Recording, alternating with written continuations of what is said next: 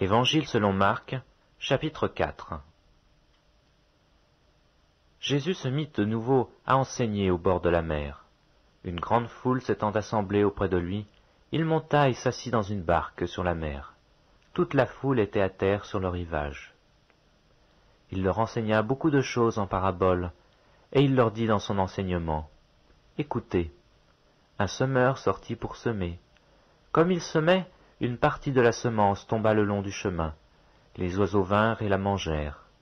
Une autre partie tomba dans un endroit pierreux, où elle n'avait pas beaucoup de terre. Elle leva aussitôt, parce qu'elle ne trouva pas un sol profond. Mais quand le soleil parut, elle fut brûlée et sécha, faute de racines. Une autre partie tomba parmi les épines. Les épines montèrent et l'étouffèrent, et elle ne donna point de fruits. Une autre partie tomba dans la bonne terre. Elle donna du fruit qui montait et croissait, et elle rapporta 30, 60 et 100 pour un. Puis il dit, que celui qui a des oreilles pour entendre, entende. Lorsqu'il fut en particulier, ceux qui l'entourèrent avec les 12 l'interrogèrent sur les paraboles. Il leur dit, c'est à vous qu'a été donné le mystère du royaume de Dieu. Mais pour ceux qui sont dehors, tout se passe en paraboles, afin qu'en voyant, ils voient et n'aperçoivent point, et qu'en entendant, ils entendent et ne comprennent point, de peur qu'ils ne se convertissent et que les péchés ne leur soient pardonnés. Il leur dit encore, vous ne comprenez pas cette parabole? Comment donc comprendrez-vous toutes les paraboles? Le semeur sème la parole. Les uns sont le long du chemin, où la parole est semée. Quand ils l'ont entendue, aussitôt Satan vient et enlève la parole qui a été semée en eux. Les autres, pareillement, reçoivent la semence dans les endroits pierreux. Quand ils entendent la parole, ils la reçoivent d'abord avec joie, mais ils n'ont pas de racine en eux-mêmes. Ils manquent de persistance, et dès que survient une tribulation ou une persécution à cause de la parole, ils y trouvent une occasion de chute.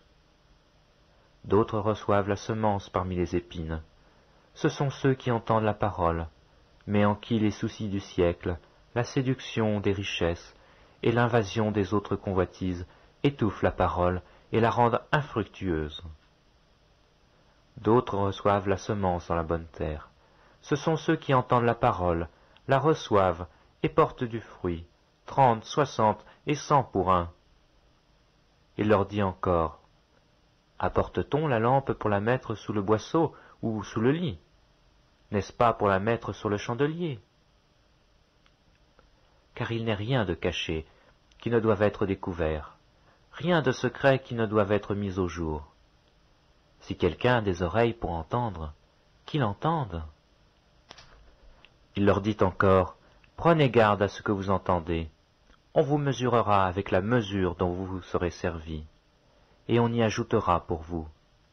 Car on donnera à celui qui a, mais à celui qui n'a pas, on ôtera même ce qu'il a. Il dit encore, il en est du royaume de Dieu, comme quand un homme jette de la semence en terre. Qu'il dorme ou qu'il veille, nuit et jour, la semence germe et croît sans qu'il sache comment. La terre produit d'elle-même, d'abord l'herbe, puis l'épi, puis le grain tout formé dans l'épi. Et dès que le fruit est mûr, on y met la faucille, car la moisson est là. Il dit encore, à quoi comparerons-nous le royaume de Dieu? Ou par quelle parabole le représenterons-nous? Il est semblable à un grain de sénévé, qui lorsqu'on le sème en terre, est la plus petite de toutes les semences qui sont sur la terre.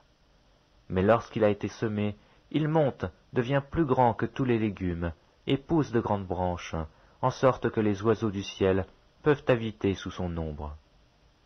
C'est par beaucoup de paraboles de ce genre qu'il leur annonçait la parole, selon qu'ils étaient capables de l'entendre.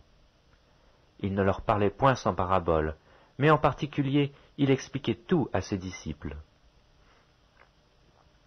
Ce même jour, sur le soir, Jésus leur dit, « Passons à l'autre bord. » Après avoir envoyé la foule, ils l'emmenèrent dans la barque où il se trouvait.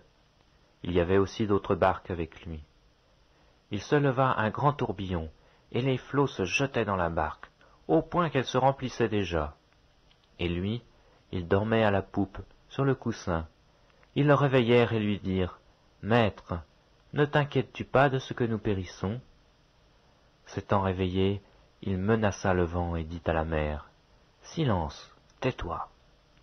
Et le vent cessa, et il y eut un grand calme.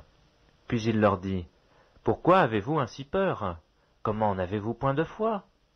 Ils furent saisis d'une grande frayeur, et ils se dirent les uns aux autres « Quel est donc celui-ci, à qui obéissent même le vent et la mer ?»